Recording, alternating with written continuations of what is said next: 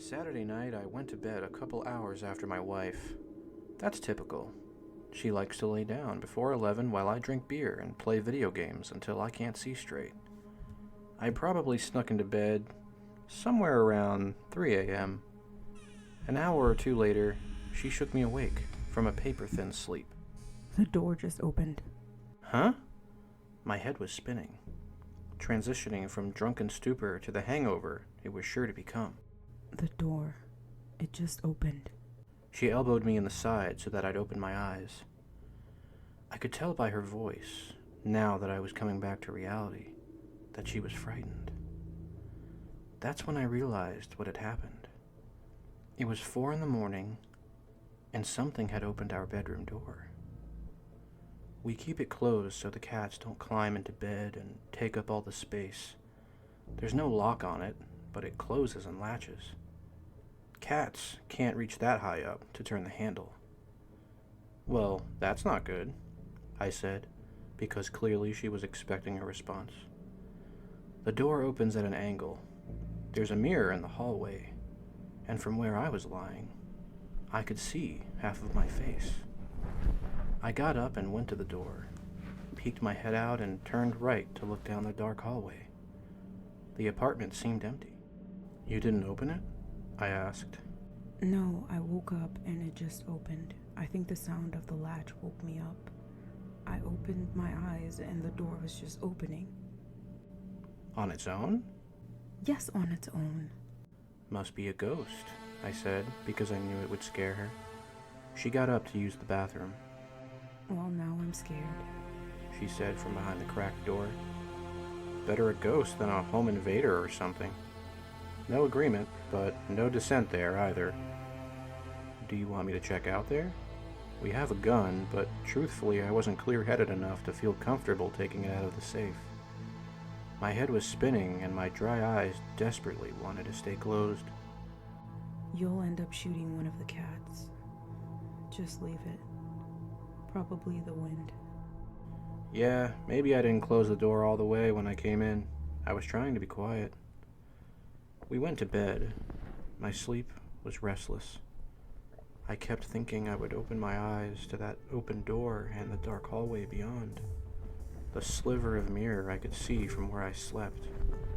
When I finally did wake up, thin blue-gray light was falling through the window. It was daylight, which meant I was safe. I slept until noon. When I got up, the whole event felt less frightening, but one thing I was sure of was that I'd closed and latched the door behind me. I could remember the sound as it slid home. I remember thinking it would wake Jenny. Sunday passed as always, boring and foreboding. We joked about the ghost a bit, me having a laugh, Jen not so much. I can always laugh when the sun's up, even if I know it won't be so funny in the quiet hours that wait past midnight. She does a better job of keeping that perspective with her. Now I'm scared. There's no one here, I said. Where would they be hiding? In the washing machine? What if it happens again? It's not gonna happen again. I slept hard. I don't think I even shifted or moved once.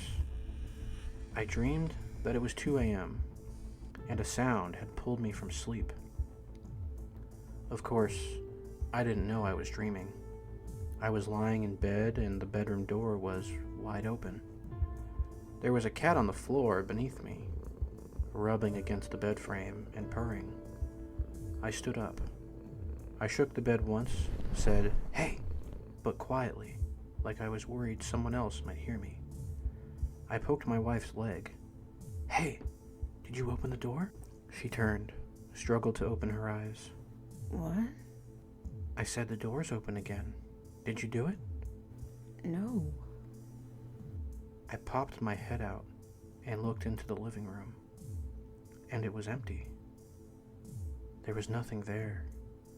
No couch, no TV, no Halloween decorations. We'd been robbed blind. That didn't bother me, but the thought that someone had been in my home, might still be in my home, got me to slam the door and lock it. This dream door had a lock, I guess. I went for the gun. "Someone stole all our shit. Call the cops," I said to my wife. Her back was to me. "Just get back in bed," she said. "Someone could be in our apartment. Call the cops."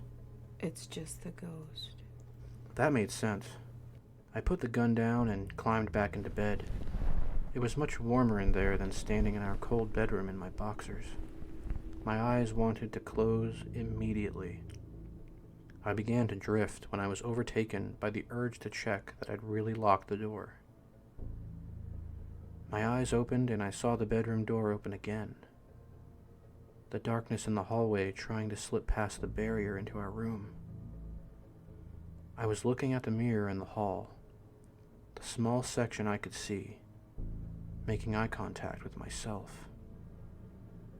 There was something crawling on the wall above where I slept. It was all black, like a shadow, shaped almost like a person, but too long and bent at all the wrong spots. It was climbing down from the ceiling toward my head. I tried to scream and couldn't. That's when I realized I was dreaming. I've had a few bouts with sleep paralysis before. My wife started laughing next to me, the sound growing and growing. I tried to kick her or elbow her, the real her, the one lying in bed next to the real me, the way I always do, hoping she'll wake up and pull me from paralysis. Then my eyes were open.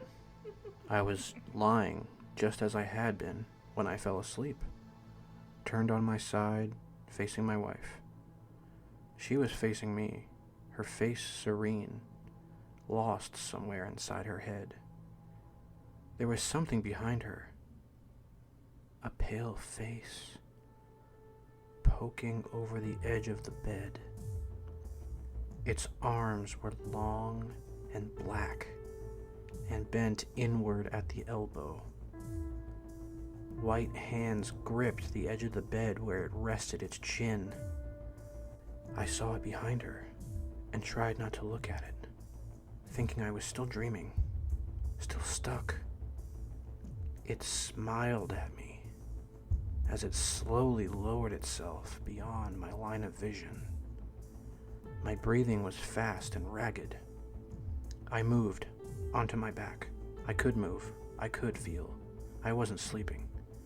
I shot up and rounded the bed, looking on my wife's side where the thing had disappeared to. Nothing. The sound woke Jen. What? What? There was... I stopped. Had I really seen that? Or had I still been in the nightmare? I thought I flopped over onto my back, but what if I'd been on my back the whole time? That's how most sleep paralysis occurs, on your back. Maybe that had all been part of it, and I'd only woken up just now. Did you open the door? I turned. In my frenzy to get up, I hadn't noticed the bedroom door was open again. No, I don't think so. Did you? I was sleeping. You woke me up. I looked down the hallway. All our stuff was still there. The living room was dark and quiet. The stale taste of sleep and the sour taste of adrenaline mingled in my dry mouth. You better not be messing with me, she said. I'm not. Honest.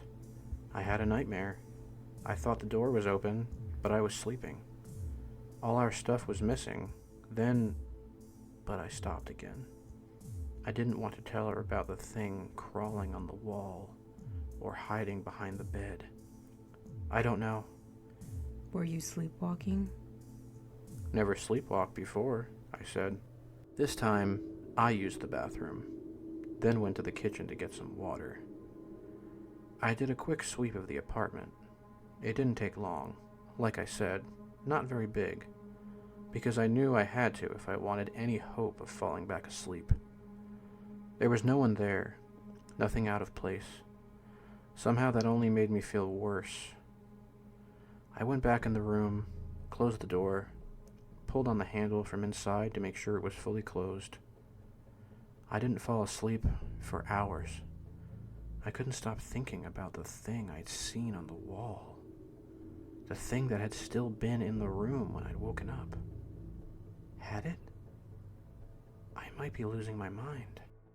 The door doesn't lock, so I'm going to stack some old textbooks in front of it from now on while we sleep. I don't care how strong the wind is, even if the door doesn't latch properly. Those textbooks aren't moving. Not unless something moves them.